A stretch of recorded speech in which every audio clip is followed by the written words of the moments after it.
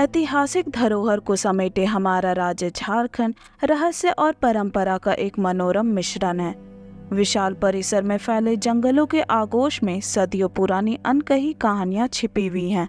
भले ही झारखंड के शासकों, सभ्यता, संस्कृति और ऐतिहासिक धरोहरों को इतिहास के पन्नों पर कोई विशेष स्थान नहीं मिला, लेकिन झारखंड में अब भी कई ऐसे ऐतिहासिक धरोहर के साक्ष्य मौजूद हैं जो यहाँ के समृद्धि, सभ्यता, संस्कृति के गवाह रहे हैं। इन्हीं में से एक झारखंड के घने जंगलों में छिपा है नवरत्नगढ़, एक रोचक ऐतिहासिक धरोहर, रहस्य और परंपरा का सम्मिलित स्थान है जो गुमला से 32 किलोमीटर तथा राजधानी रांची से करीब 65 किलोमीटर दूर गुमला जिले के सिसई प्रखंड में स्थित है।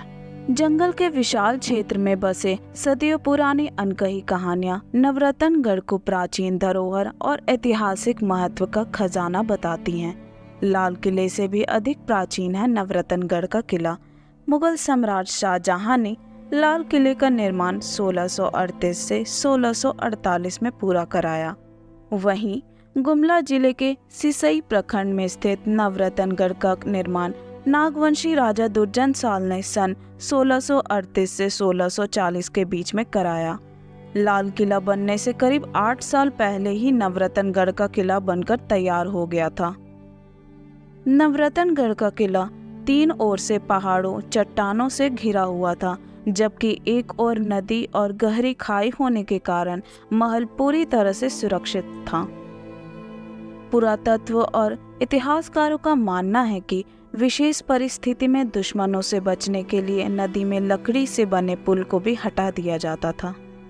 नवरत्नगढ़ के निर्माण के विषय में कुछ इतिहासकारों का मानना है कि नाग राजवंश के 49वें राजा महाराजा श्री रघुनाथ शाह ने 18वीं शताब्दी की शुरुआत में सुर्खी, चूना, पत्थर और लाहौरी ईंटों से निर्मित यहाँ महल और मंदिर का निर्माण किया था। यह नागवंशी राजाओं की राजधानी थी।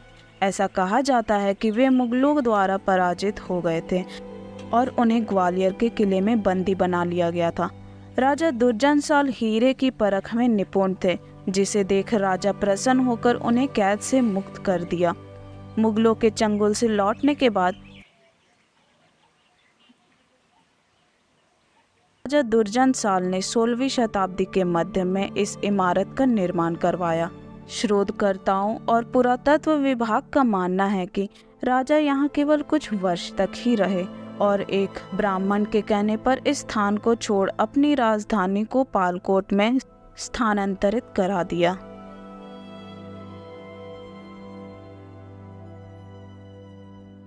से हम लोग नवरत्नगढ़ जो स्मारक की बात करते हैं, ये सेंट्रल प्रोटेक्टेड मोन्यूमेंट है। ये हम लोग भारतीय पुरातत्व सर्वेक्षण के पास 2019 में आया। ये नवरत्नगढ़ जो किला है या इसका जो परिसर है, ये कुल 12 एकड़ क्षेत्रफल में ये सीमित है। इसमें हम लोग जैसे देखते हैं, इसमें बहुत सारे मोन्यूमेंट का ग्रुप है। उसमें जगन्नाथ टेम्पल है, उसका मुख्य किला है, उसके साथ साथ आपका लहुथपा मठ है, रानी लुकाई मठ है। इस तरह का बहुत सारे मोन्यूमेंट्स इसमें सम्मिलित है। और ये जो नवरत्नगढ़ है, इसको पहले दोईसागढ़ के नाम में भी जाना जाता था। इसको दुर्जनसाल जो राजा थे या नागवंशी राजा, उन्होंने उसको स्थापन किया था। वो उसके बाद से ये बहुत सारे जो उनके बाद के राजाओं द्वारा शासन रहा, तो इसी क्रम में बहुत सारे मोन्यूमेंट उसका परिसर का डेवलपमेंट हुआ है। तो अभी भारतीय पुरातत्व सर्वेक्षण इसको डेवलपमेंट का जो वर्क है उसको कर रहा है। उसी तहत अभी हम लोग विशेष रूप से उत्खनन कुछ कार्य कर रहे हैं, और उसकी हम लोग अभी उसी क्रम में 2 मोन्यूमेंट कॉम्प्लेक्स को बड़े अच्छे ढंग से उत्खनन के समय में मिला है हम लोग को। तो उसको भी हम लोग आने वाले दिन में जो हमारा टूरिस्ट है उनके लिए हम लोग रखेंगे कि ताकि उसको वो देख पाएँ। रॉयल पैलेस के हर मंजिल में 9 कमरे हैं। संभवतः इसी कारण इसका नाम नवरत्नगढ़ किला पड़ा होगा। कुछ लोगों का यह भी मानना है कि यहाँ 9 मंजिला होगा और हर मंजिल में 9 कमरे थे, लेकिन समय की थपेट से वर्तमान में यहाँ केवल 5 मंजिले ही दिखाई देते हैं। इसके सबसे खास विशेषता यह है कि हर मंजिल की सीढ़ियां अलग अलग दिशाओं में बनाई गई हैं, जबकि सबसे ऊपरी मंजिल जाने के लिए कोई सीढ़ियां नहीं थीं। संभवतः सुरक्षा के लिहाज से लकड़ियां की सीढ़ियां ही लगाई जाती थीं। रॉयल पैलेस के सामने रानी कुलाई मंदिर और कमल पैलेस भी मौजूद था। इसके ठीक बगल में शाही सरोवर भी मौजूद है। नागवंशी राजाओं के राजमहल नवरत्नगढ़ किले में रॉयल पैलेस के ठीक बगल में एक भव्य भवन मौजूद था, जहां राजा का दरबार लगता था। इतिहासकारों का मानना है कि यह स्थान कचहरी रहा होगा, जहां एक बड़ा सा हॉल है और 3 कमरे हैं। बीच का कमरा काफी बड़ा है, जबकि 2 अन्य छोटे कमरे हैं। वहीं हॉल में इन कमरों में प्रवेश के लिए 5 द्वार हैं, जो अलग अलग आकृतियों के बने हुए हैं। परिसर के बाहर कई ऐसे क्षेत्र शामिल हैं जहां अतीत के धरोहरों की अद्वितीयता आज भी मनमोहक है। इस अनुपम खजानों के बीच धोबी मठ विशेष रूप से प्राचीन कलात्मक धरोहरों को बखूबी दर्शाता है।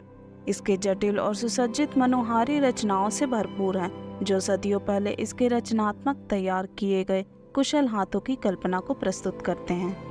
धोबी मठ के पास एक बावली है, जो एक समय राज परिवार के लिए महत्वपूर्ण जीवन रेखा रही है, जो आज भी सक्रिय रूप से इस्तेमाल में है। यह बावली आसपास के गांवों के लिए पानी का अनमोल स्रोत है।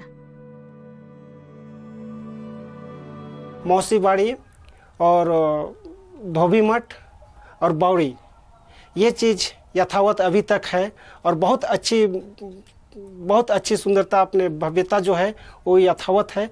उसको मैं विशेष कर कहना चाहता हूँ कि जो धोबी मठ है, वो धोबी मठ जिसको गांव वाले धोबी मठ के नाम से जानते हैं, लेकिन कुछ और भी रहा होगा उस समय, अपने राजाओं ने अपने ही में किए। लेकिन उसमें देखने से क्या है कि सभी को अलग करते हुए उसका जो आध्यात्मिक पहलू है, वो मठ कहते हैं हम लोग, लेकिन उसका आध्यात्मिक पहलू है वो ईंटों में उकेरा हुआ है, ईंटों में कार्विंग किया हुआ है और वैसा ईंट बनाया ही गया है जिसमें कि महाभारत और रामायण और विभिन्न प्रकार के जीव जंतु और मानव को आध्यात्मिक रूप से वहाँ दर्शाया गया है। वो उसमें देखने से प्रतीत होता है कि हाँ, वास्तविक में ये धार्मिक स्थल है। वैसा झारखंड में देखने के लिए कहीं हमको अभी तक नहीं मिला है और वो बहुत सौभाग्य की बात है। अभी तक बचा हुआ है, लेकिन वो भी खत्म होने के कगार पर है, लेकिन सरकार उस पर ध्यान नहीं दे रही। लेकिन अभी भारतीय पुरातत्व सर्वेक्षण विभाग रांची जो है उसको अभी देख रेख में उसका कार्य हो रही है, तो बहुत अच्छी बात है। लेट सी सही, लेकिन बहुत अच्छा कार्य हो रही है। इसके लिए मैं एसआई की जो है उसको मैं धन्यवाद देता हूँ। और ये जो हम लोग जब बात करते हैं पानी के स्रोत की, तो उस कालखंड में पानी के स्रोत के लिए लोग बावली बनाया करते थे और उस बावली के माध्यम से एक कुआं होती थी, उसके नीचे सीढ़ी होती थी। वो बावली भी हम लोग को यहाँ पर देखने के लिए मिला। सुरक्षित है अभी भी बावली, लोग अभी भी उस बावली का यूज करते हैं और पानी अभी भी वहाँ के लोग पीते हैं। और वो देखने से लगता है कि हाँ, वास्तविक में ये एक अजूबा है हम लोग के लिए यहाँ पर, लेकिन कोई इसको देखने वाला नहीं। इसका टेक्निकल, इसका किस प्रकार से बनाया गया है, कैसे इसका किया गया था, वैसा तो अभी का कुआं जैसा नहीं है, लेकिन वो बहुत अच्छा स्थिति में है। और उसके बाद मैं बात करता हूँ ये मौसी बाड़ी के लिए।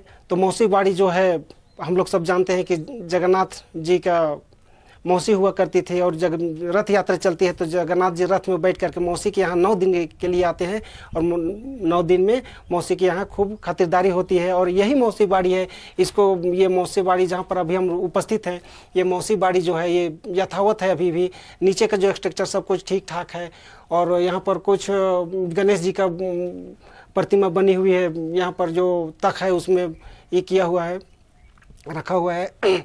और उसके लिए जो नक्काशी जो है, नक्काशी देखने से लगता है कि हाँ, ये नक्काशी भी बहुत सुंदर है और सेम टू सेम जो नागवंशी राजाओं के द्वारा जो डोईसागढ़ जो है वो उसी से मिलता जुलता एकदम सेम टू सेम स्ट्रक्चर, सारा स्ट्रक्चर उसी का है और उसी पीरियड का है ये सभी चीज़। और अभी यथावत है। ऊपर मंजिल ध्वस्त हो चुका है और यथाशीघ्र इसको संरक्षित करने की प्रयास अभी सरकार के द्वारा किया जा रहा है। संरक्षित हो जाए तो बहुत अच्छी बात है, और नहीं तो ये हमारे इतिहास पन्नों में ही मिलेगी और हमको देखने के लिए नहीं मिलेगी। बस, धन्यवाद। वर्तमान में एएसआई विभाग द्वारा नवरत्नगढ़ को पुनर्जीवित करने का प्रयास जारी है। उत्खनन कार्यक्रम के माध्यम से प्राप्त अनमोल अवशेषों को एएसआई सावधानी पूर्वक संरक्षित कर रहा है। प्राचीन सिक्कों से लेकर नाजुक टेराकोटा खिलौनों तक प्रत्येक खोज नवरत्नगढ़ की समृद्धि, संस्कृति, विरासत की एक झलक पेश करती है। भारतीय पुरातत्व सर्वेक्षण रांची मंडल की ओर से नवरत्नगढ़ किला परिसर में संरक्षण और विकास के कई काम किए जा रहे हैं। आने वाले समय में यह पर्यटकों के लिए आकर्षक का केंद्र होगा। यहाँ झारखंड के विभिन्न जिलों से ही नहीं बल्कि दूसरे राज्यों से भी पर्यटक आएंगे। नवरत्नगढ़ किला नागवंशी राजाओं के स्वर्णिम इतिहास का एक प्रमुख साक्ष्य है, जो न केवल हमारे राज्य की बल्कि हमारे पूरे देश की विरासत को समेटे हुए है।